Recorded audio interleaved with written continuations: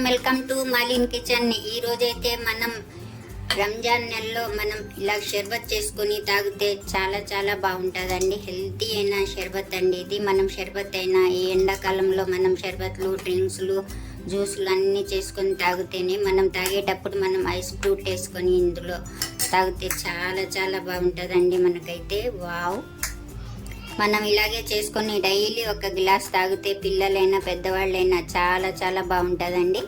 చల్ల కూల్గా ఉంటుంది కడుపులో. అయితే మీరు తప్పకుండా ఈ షర్బత్ ట్రై చేయండి. ఈ రెసిపీ నచ్చితే లైక్, షేర్, కామెంట్, సబ్స్క్రైబ్ చేయండి మర్చిపోకండి. మీ ఫ్రెండ్స్కి షేర్ చేయండి. వీడియో చూడాలంటే నోటిఫికేషన్ అండి. మనం ఒక 1/2 లీటర్ పాలు వేసుకున్నామండి. ఈ గిన్నెలో మనం శుభ్రంగా కడిగి ఈ పాలు బాగా మరగనిద్దాం.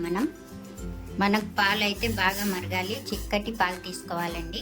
ఇప్పుడు మనం ఒక గిన్నె తీసుకోవాలండి. ఆ గిన్నెలో నేను ఈ స్పూన్తో 2 స్పూన్ల కస్టర్డ్ పౌడర్ వేసుకున్నానండి. ఇప్పుడు మనం నీళ్ళు వేసుకొని కలుపుకుందాం. ఇలా బాగా మనం నీళ్ళు వేసుకొని చూడండి, ఇలాగైతే కలుపుకోవాలి. ఈ మిశ్రమాన్ని మనం పాలు అయితే బాగా మరుగుతున్నాయి చూసారా. ఈ పాలల్లో మనం ఇది వేసుకోవాలి. కస్టర్డ్ వేసుకొని బాగా కలుపుకోవాలి.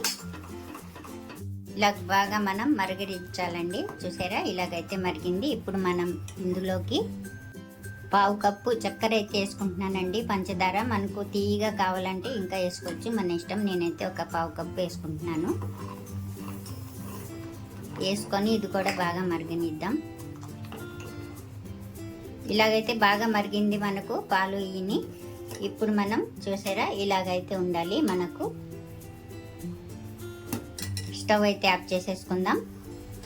బాగా చల్లారించుకుందాం. మనం చల్లారిపోయిందండి మనకైతే ఇలాగా బాగా. ఇప్పుడు మనం ఇందులో చూడండి, నేనైతే ఒక 2 స్పూన్లు దానిమ్మ గింజలు తీసుకున్నాను. అలాగే బనానా అండి, అట్టిపండు ముక్కలు తీసుకున్నాను. అలాగే ద్రాక్ష అండి, తెల్ల ద్రాక్ష అండి, నల్ల ద్రాక్ష అండి, యాపిల్ అండి, జామ ముక్కలు అండి, జామకాయ ముక్కలు, అలాగే యాపిల్. ఇవన్నీ మనం ఇందులో వేసేసుకోవాలండి.